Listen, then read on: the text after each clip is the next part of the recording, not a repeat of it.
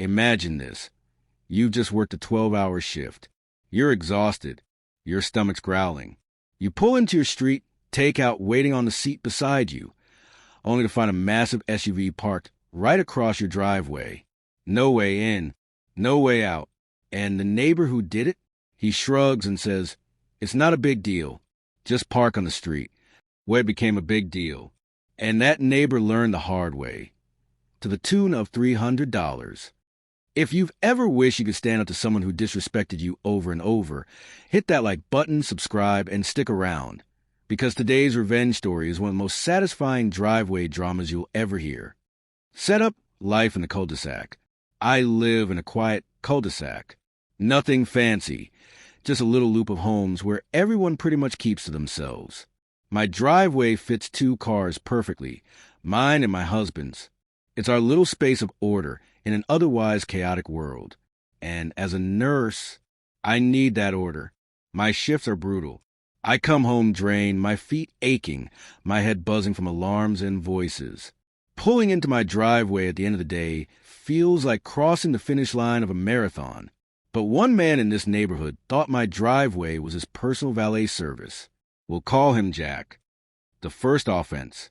The first time it happened, I gave him the benefit of the doubt. I came home one day and saw a random sedan sitting in my driveway.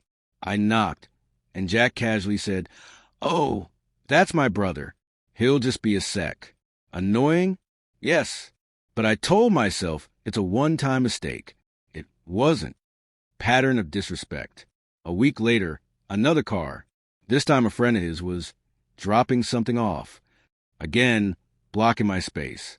Again, that same dismissive half smile. "They'll be gone soon." That smile, like I was the unreasonable one. Like asking for my own driveway back was such an inconvenience. It became a pattern. Every couple of weeks, I'd come home to find my space taken. Sometimes I'd have to park halfway down the street, lugging grocery bags while muttering curses under my breath. My arms ached. My patience wore thin. But Jack, he acted like it was nothing. "Not a big deal," he'd say. "They'll be gone soon." The breaking point. The final straw came on a Friday night. I just finished a 12-hour hospital shift.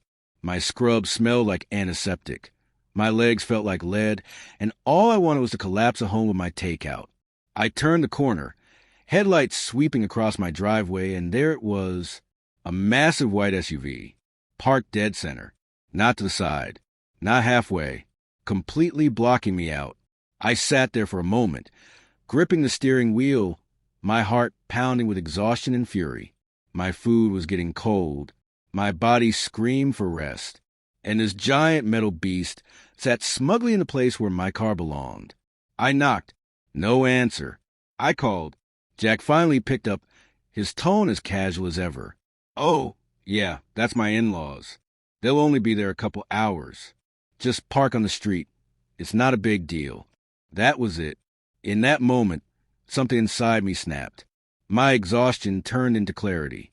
My frustration hardened into resolve. If it wasn't a big deal, then what came next shouldn't be either. The revenge plan. I knew the law. I'd checked before. In my city, if someone blocks your private driveway, you're allowed to tow immediately. No warnings. No waiting. Just a call and they're gone. So I pulled out my phone and made the call. The tow truck arrived in under 20 minutes. Watching that SUV get hooked, lifted, and dragged away, I can't even describe the satisfaction. It was like years of frustration condensed into one perfect moment. The sound of chains, the crunch of gravel, the slow, deliberate rise of the car. It was beautiful. By the time half my fries were gone, so was the SUV. The aftermath. An hour later, my door shook under furious pounding. Jack stood there, face red as fire. Behind him, his in-laws shouted like a Greek chorus of outrage. "How could you do this?" he yelled. "You didn't have to take it that far."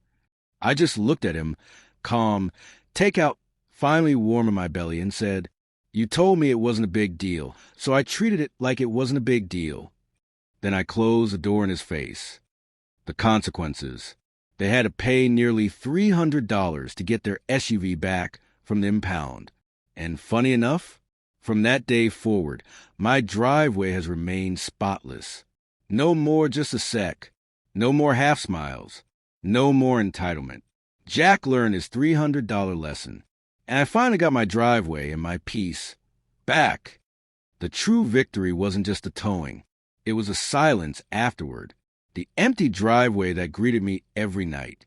The small but powerful justice of knowing that respect had been restored. Because I demanded it. Jack's face, when I told him I was just treating it like it wasn't a big deal, is burned into my memory. That stunned silence. That sputtering rage.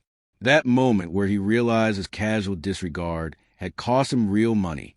Sometimes, people only understand boundaries when they're forced to pay for crossing them. Respect isn't free, and for Jack, it cost $300. If this story gave you chills, or maybe a few ideas, smash that like button and tell me in the comments, what's the most satisfying revenge you've ever witnessed? And of course, subscribe for more stories that prove one simple truth. Karma always collects.